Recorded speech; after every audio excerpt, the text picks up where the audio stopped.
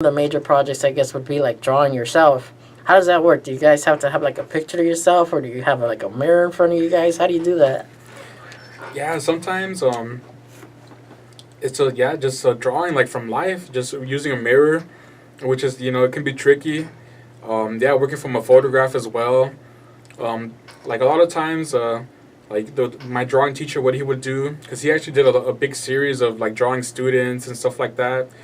So he would just make a sketch, so making like a quick sketch of someone and then taking photographs of the person. So I mean, otherwise, before you'd be sitting for hours trying to draw someone or trying to draw yourself in that way.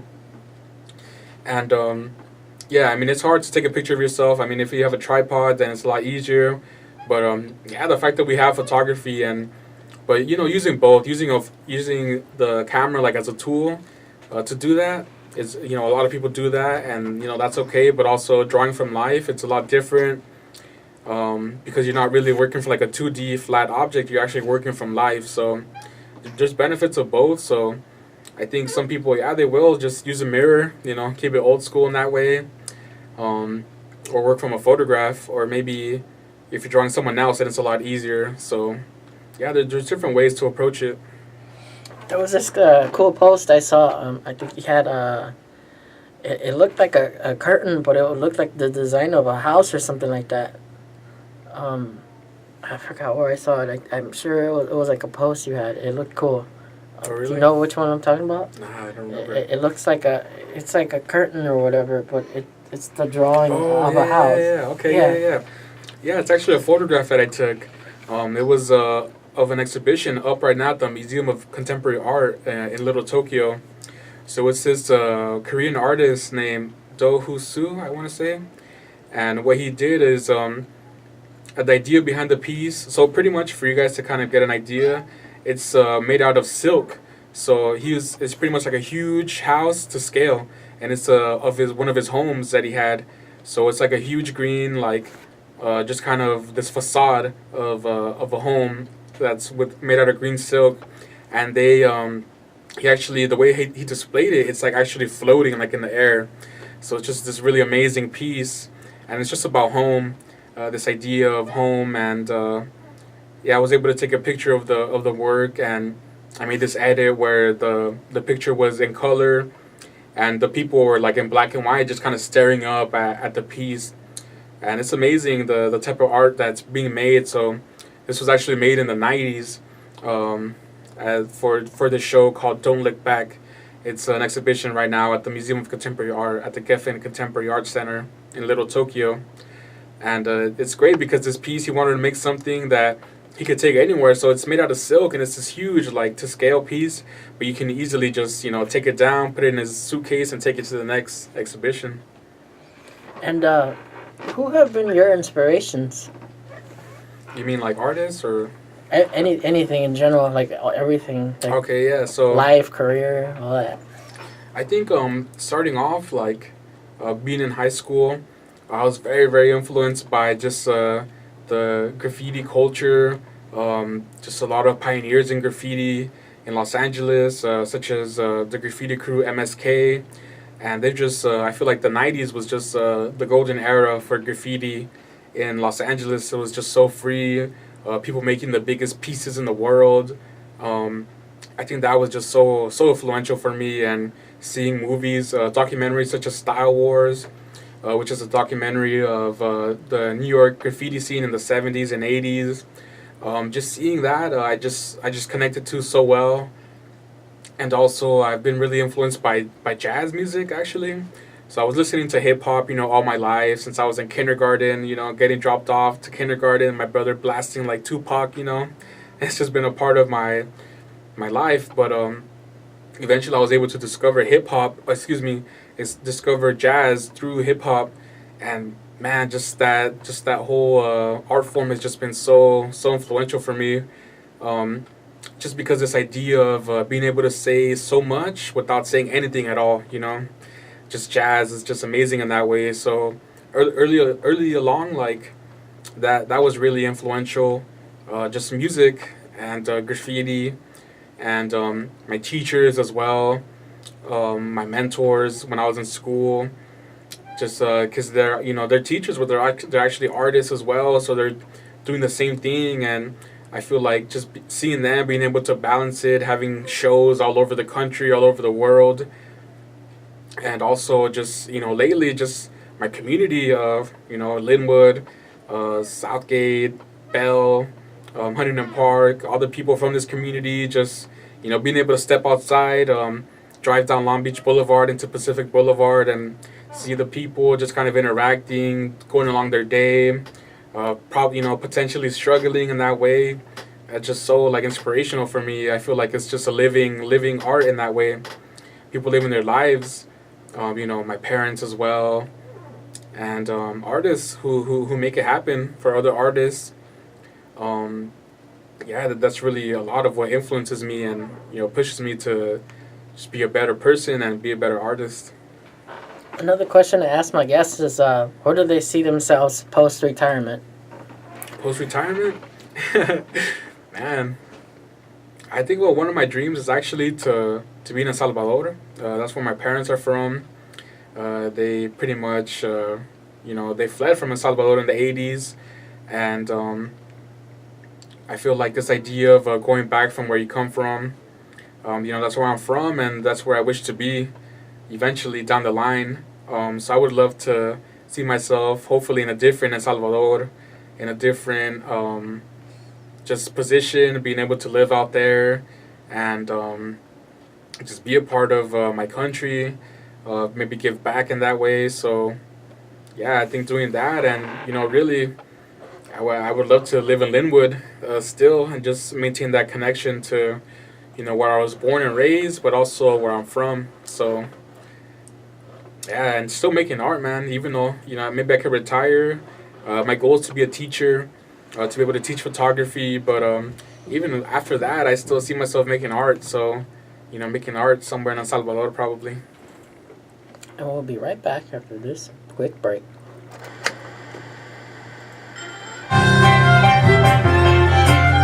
It's an evening with the Peanuts Gang. You're a good man, Charlie Brown. And they know very far. Associated students of Cerritos College and the Cerritos College Department of Theater and Film present You're a Good Man, Charlie Brown. Directed by Jerry Prell, with choreography by Steve Rosa and musical direction by Hector Salazar. The show plays this weekend at the Burnite Center Studio Theater on the Cerritos College campus. For play dates, times, and tickets, go to cerritos.edu/theater and make a date to spend an evening with Charlie Brown, Lucy, Linus, Snoopy, and the rest of your favorites at Cerritos College. Charlie Brown.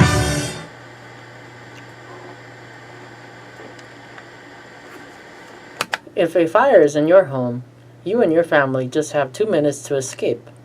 That is why it's important to have a working smoke alarm, and have several of them and test them monthly. You should develop a escape plan and practice it, so that everyone in your family knows how to get out in less than 2 minutes. A home fire can strike anywhere, anytime, devastating families, but we can change that. Make your plan today.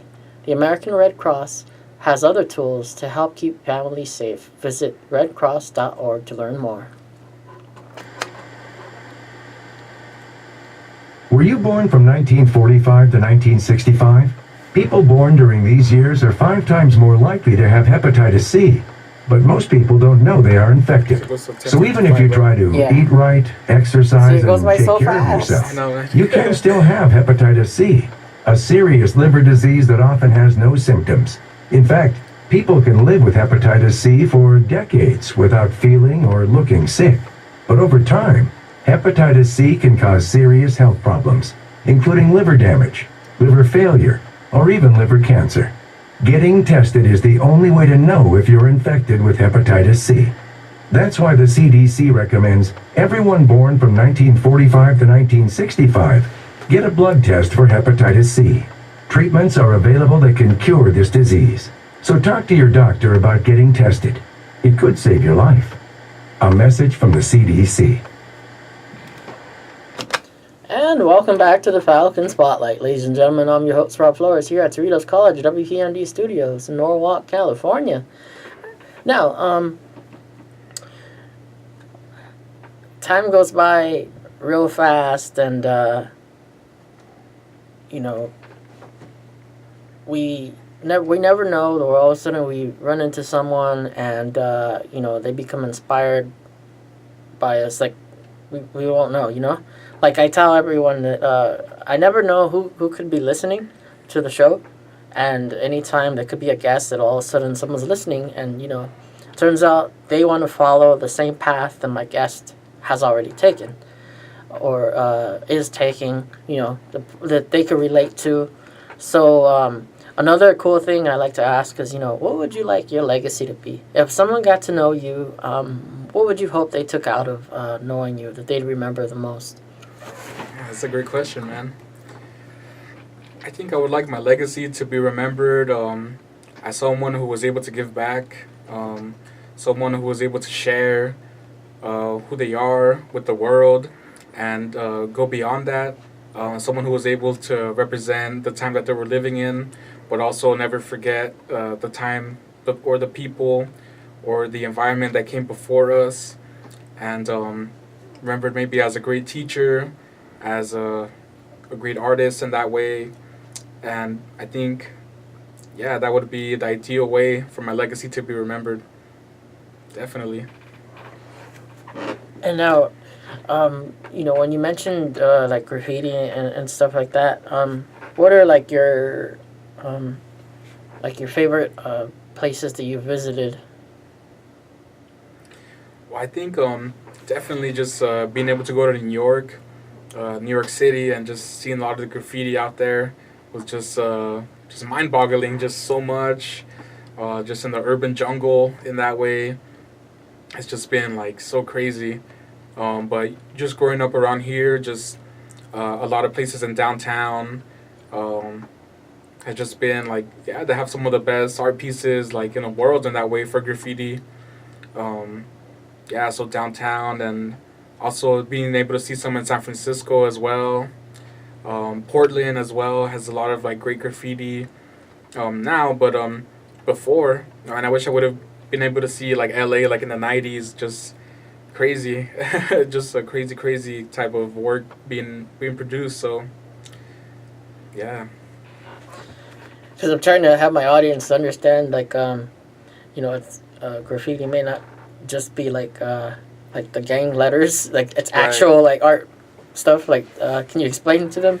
yeah. So yeah, when I say graffiti, it's just about it's an old word. It's just writing, you know, because graffiti in that way, it's just, it goes back for a long time. Just, it's just about making your mark. So even just you think about like graffiti was graffito back in the day, scribing onto walls, or people using spraying pigment and making marks. So that's really what graffiti is, just you know, putting your mark on a wall. And it's just become so crazy now. Yeah, when you think about like gangster graffiti, marking your territory. But even within that, like, I know it's not really something positive, but as an art form, just the lines, it goes back to like days in prison, like in the 1940s. Just his styles, really, they do go back a long ways.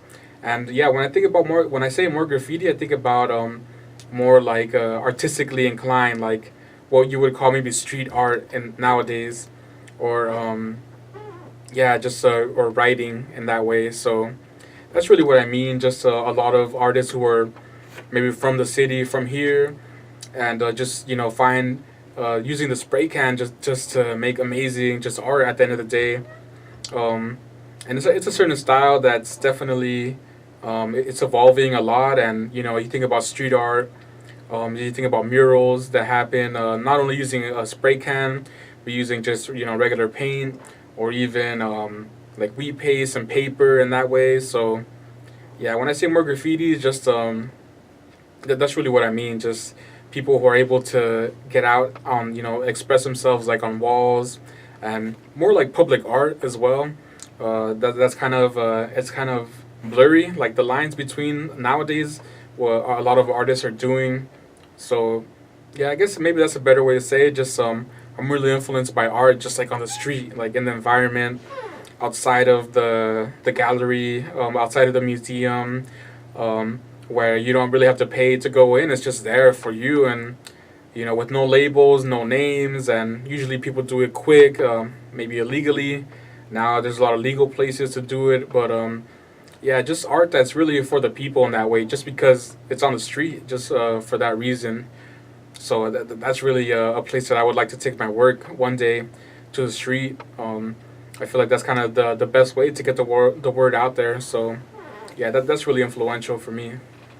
Another day that it ties into art and stuff that for my audience who haven't heard about it, tell me about Dia de los Muertos. Okay, yeah, Dia de los Muertos. Well, it's a really just old Mexican tradition, celebrated, and there's been a lot, here happening in Los Angeles with Dia de los Muertos, especially a great organization called Self-Help Graphics and Art, based in Boyle Heights. They have an amazing Dia de los Muertos event every year. Last year they were able to get a lot of big acts to come by and just celebrate the event. This idea of celebrating those who have passed, people that we love, and being able to use art to push that message. I really recommend Self-Help Graphics and Art. They really have this amazing exhibition every year, this just event that happens. So, and it's something that this just goes back so in our roots and our origins. Really just an amazing event.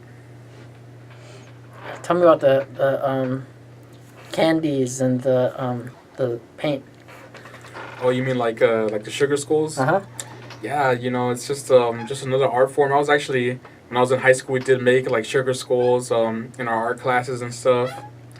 And yeah, it's just another really being I guess resourceful and having like this significance, just making something, but also having it putting all this meaning like onto it.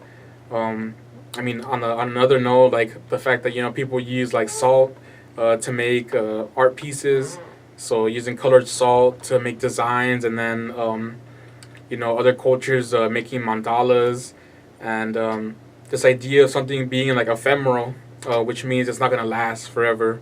So it's really it can get very deep in that way when you think about life, how it reflects our lives.